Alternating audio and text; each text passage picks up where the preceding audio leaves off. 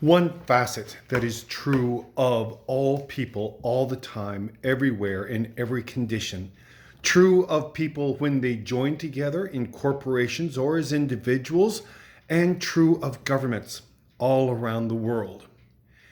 Everybody, everybody wants stuff, and nobody wants to pay for it.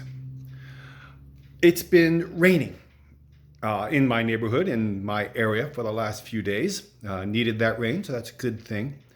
But one thing you do not see, which frankly is, I'm often kind of amazed by this, because of my city's rainwater runoff system, there is no standing water in my neighborhood or largely throughout the city. I'm sure there are some glaring exceptions to that, but the general truth that is generally true is that even after a downpour of half an hour, it doesn't take but a matter of minutes that all that water has gone down into the rainwater runoff system and is gone. That is an engineering feat that I have come to expect. I'd complain if I couldn't get around my neighborhood at all because there was 1.5 feet of standing water. I'm glad it's there. I don't even think about it. But I also don't think about paying for that.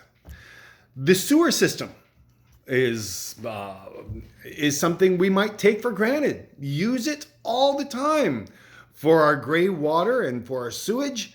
And in a general truth, it's generally true. It works great. We don't think about it. All of these things you could call socialist. You could say we pay for them in taxes. But in truth, if you include all the benefits we receive, defense,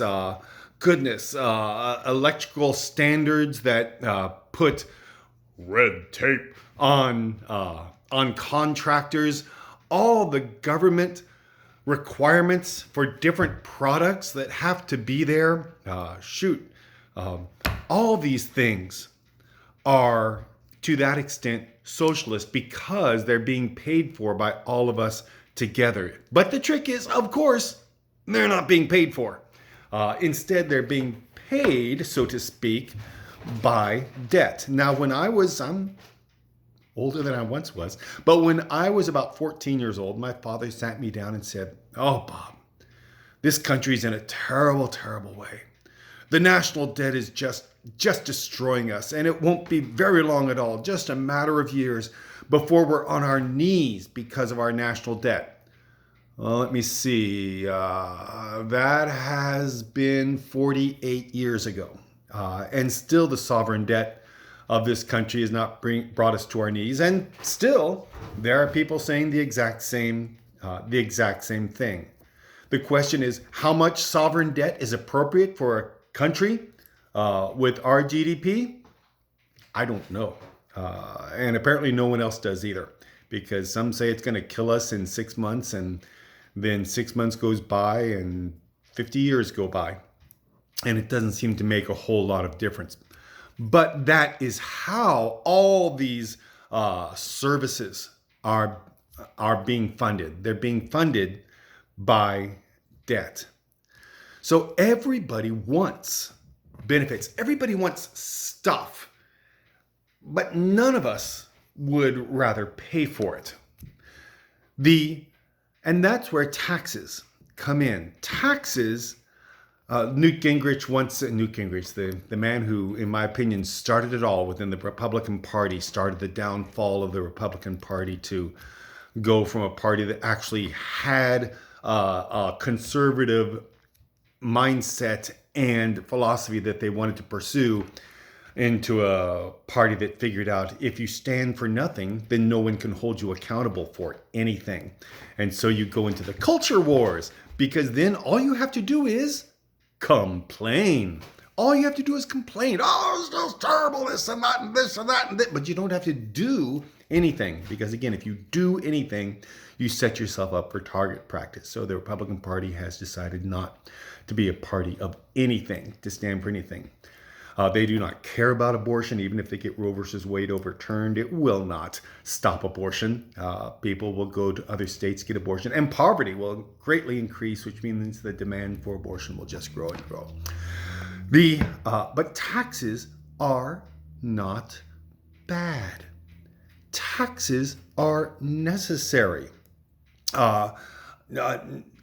No, in my opinion, no thinking person would say that taxes are bad. Benefits that we receive from the government that we all expect.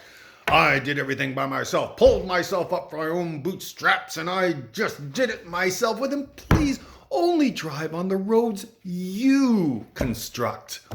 Only use the sewer system you maintain and construct, and only use the electricity that you generate, and only use the appliances that you build, only use the machines you build yourself. Because all these things have required government to make sure that they are safe or even exist in the first place. Taxes are not bad. Government is not bad. Bad government is bad. Good government is good.